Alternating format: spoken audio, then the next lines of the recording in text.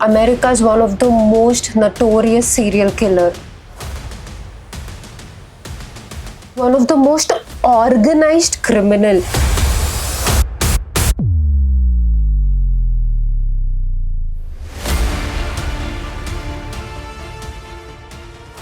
(1974 to 1978) ಇಂದ ತುಂಬಾ ಜನ ಹೆಣ್ಮಕ್ಳು ಡಿಸಪಿಯರ್ ಆಗಕ್ ಶುರು ಆಗ್ತಾರೆ. Now because women's lives are still secondary to men and somewhat expendable. My daughters was still with bodies disappearing. A little girl was murdered.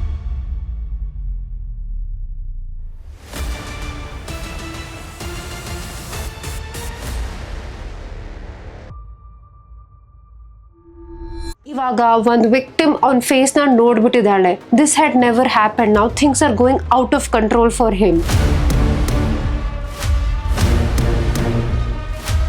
ಇದೇ ರೀತಿ ಅವ್ನ ಕೇಸ್ ನಡೀತಾ ಇರಬೇಕಾದ್ರೆ actually escapes from the police.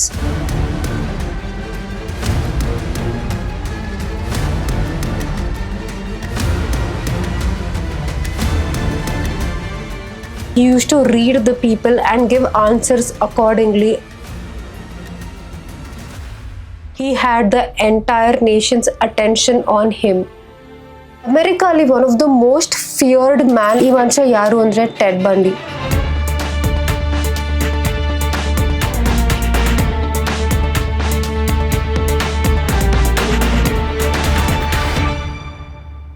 ಒಂದು Young ಹುಡುಗಿ, ಅವಳ age ನೋಡಿದ್ರೆ early 20s ಅಲ್ಲಿದೆ. ಅವಳು ವಾಷಿಂಗ್ಟನ್ ಅಲ್ಲಿ ಒಂದು ಲೇಕ್ ಸೈಡ್ ಪಾರ್ಕ್ ಹತ್ರ ನಿಂತಿರ್ತಾಳೆ. ಅಕ್ಕಪಕ್ಕ ನೋಡಿದಾಗ it just looks like any other day, like a proper normal day. ಒಂದ್ ಕಡೆ ಒಂದ್ ಕಪಲ್ ವಾಕಿಂಗ್ ಮಾಡ್ತಿದೆ, ಇನ್ನೊಂದ್ ಕಡೆ ಫ್ರೆಂಡ್ಸ್ ವಾಕಿಂಗ್ ಮಾಡ್ತಾ ಇದ್ದಾರೆ, ನಗ್ತಾ ಇದ್ದಾರೆ. People have got their dogs to the park and they're playing with their dog. ಚಿಕ್ಕ ಮಕ್ಕಳು ಫ್ರಿಸ್ಬಿ ಆಡ್ತಿದ್ದಾರೆ. ಅಲ್ಲಿ ಲೇಕ್ ಅಲ್ಲಿ ನೋಡಿದ್ರೆ ಸನ್ಲೈಟ್ ರಿಫ್ಲೆಕ್ಷನ್ ಬರ್ತಿದೆ. It was a very warm beautiful normal day. ಆ ಹುಡುಗಿ ನಿಂತಿರೋ ಜಾಗದಿಂದ ಕೆಲವೇ ಫೀಟ್ ಒಬ್ಬ ಮನುಷ್ಯ ನಿಂತಿರ್ತಾನೆ. He also looks absolutely normal, well dressed, clean, very decent looking. ಕೈಯಲ್ಲಿ ಒಂದು ಸ್ಲಿಂಗ್ ಇರುತ್ತೆ, ಅಂದ್ರೆ ಫ್ರಾಕ್ಚರ್ ಆಗಿದಾಗ ಹಾಕೊಳ್ತಾರಲ್ಲ ಆ ತರ ಒಂದು ಸ್ಲಿಂಗ್ ಇರುತ್ತೆ. And he looks very normal. He is not staring like ಒಂಥರ ಕ್ರೀಪಿ ವೈಬ್ಸ್ ಕೊಡ್ತಾ ಇಲ್ಲ, ಆ ತರ ಏನೂ ಇಲ್ಲ. He just looks at that girl. ಆ ಹುಡುಗಿನೂ ಈ ಮನುಷ್ಯನ ನೋಡ್ತಾಳೆ. When their eyes meet he gives a very small smile. ಅಂದ್ರೆ ಹೆಂಗಂದ್ರೆ not even very creepy like oh my God like why is he looking at me and smiling, ಆ ಥರಾನು ಅಲ್ಲ.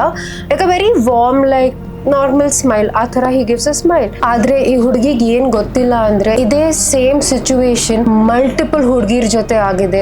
Same situation, same demeanour, same body language, and they all end up being dead. ಈ ಮನುಷ್ಯ ಯಾರು ಅಂದ್ರೆ Ted ಬಂಡಿ. He is one of America's most notorious serial killers, Ted Bundy. Him one of the most infamous serial killers in history.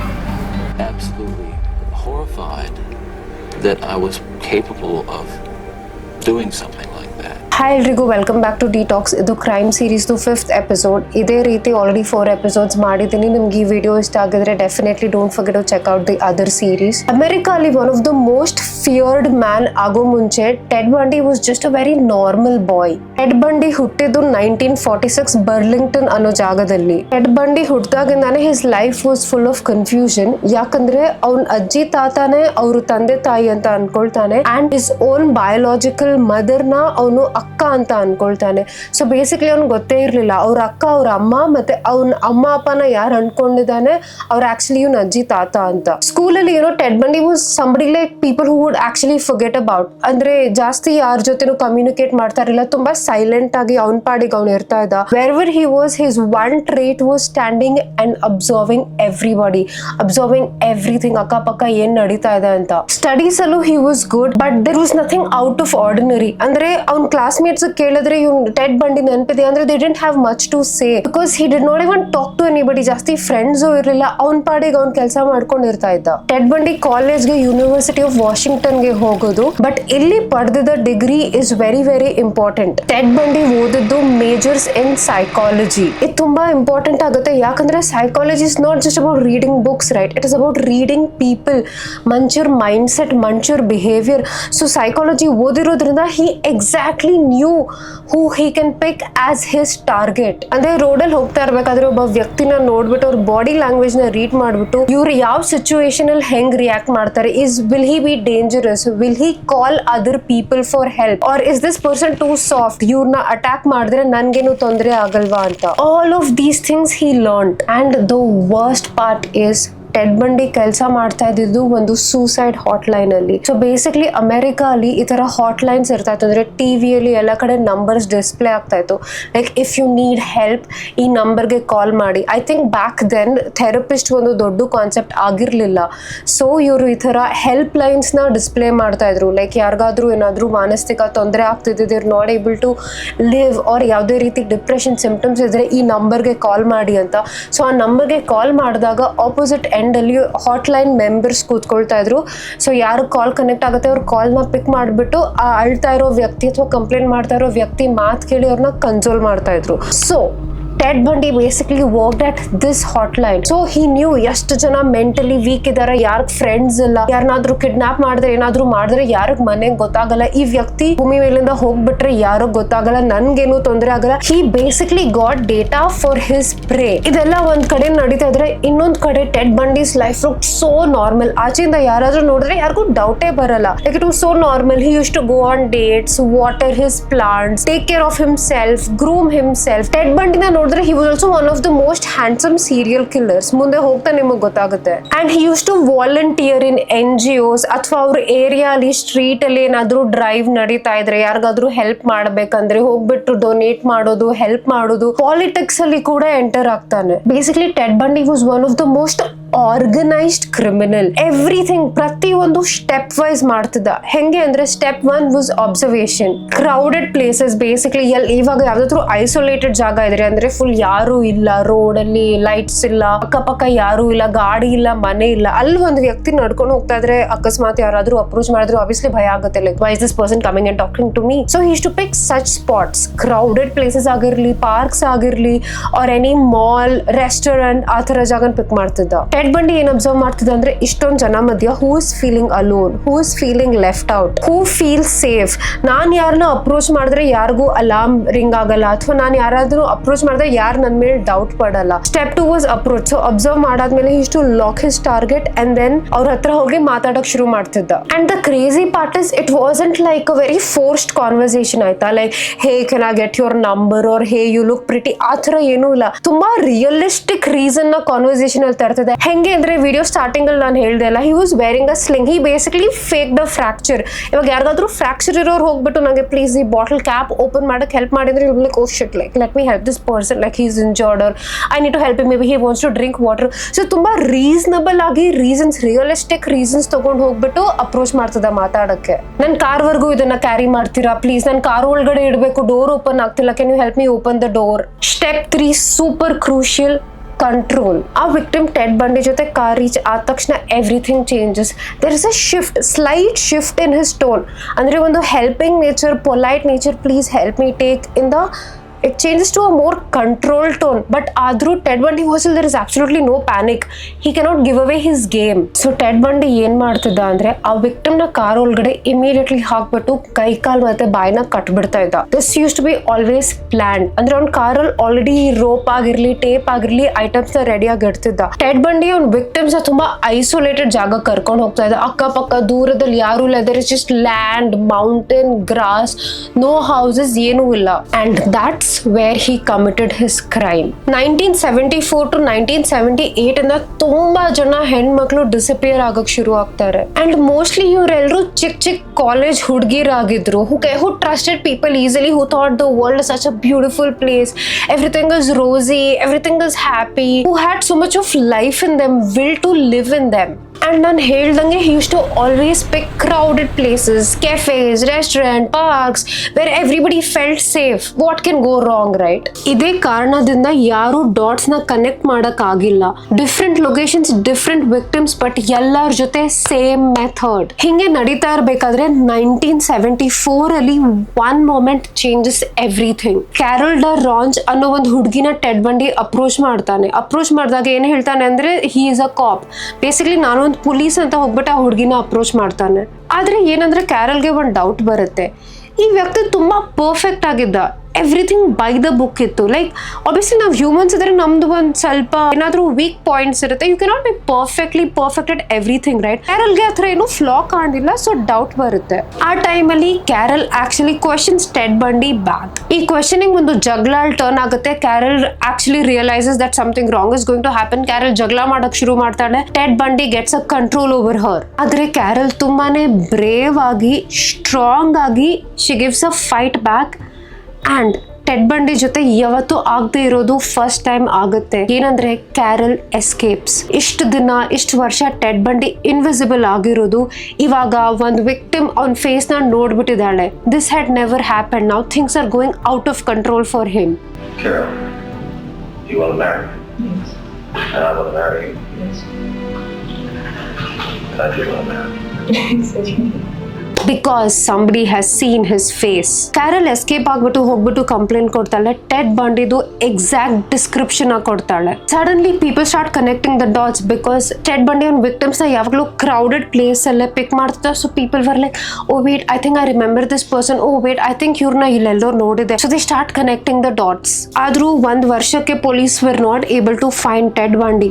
But 1975 ಅಲ್ಲಿ ಪೊಲೀಸ್ದು ಒಂದು routine normal checking ಅಲ್ಲಿ ಒಂದು ಗಾಡಿನ ನಿಲ್ಸ್ಬಿಟ್ಟು ಡೋರ್ ಓಪನ್ ಮಾಡಿ ಡಿಕ್ಕಿ ಚೆಕ್ ಮಾಡಿದಾಗ ಪೊಲೀಸ್ಗೆ ತುಂಬಾ ಒಂದು ವಿಯರ್ಡ್ ಥಿಂಗ್ಸ್ ಸಿಗುತ್ತೆ.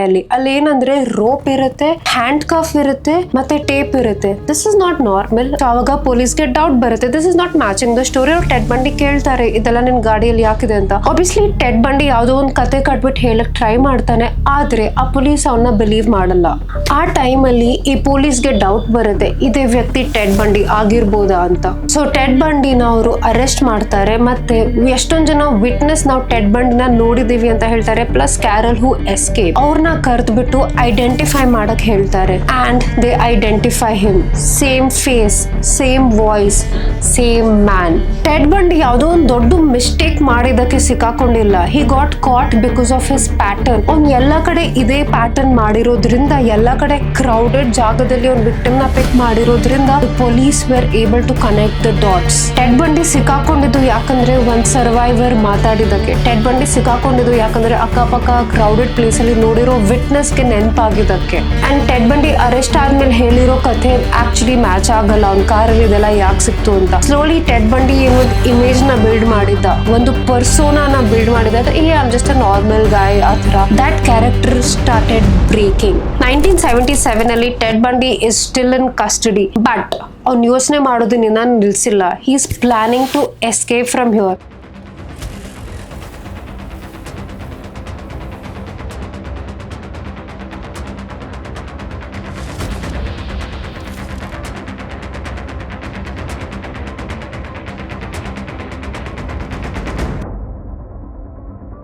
Ted Bundy studied the system. ಲಾನ ಕಲಿಯಕ್ ಶುರು ಮಾಡ್ತಾನೆ. ಅವನ ಕೇಸ್ನ ಅವನೇ ಕೋರ್ಟಲ್ಲಿ ಪ್ರೆಸೆಂಟ್ ಮಾಡ್ತಾನೆ. Because he thinks he can find a loophole and get out. ಇದೇ ರೀತಿ ಅವ್ನ ಕೇಸ್ ನಡೀತಾ ಇರಬೇಕಾದ್ರೆ ಒಂದ್ಸತಿ Ted Bundy actually escapes from the police.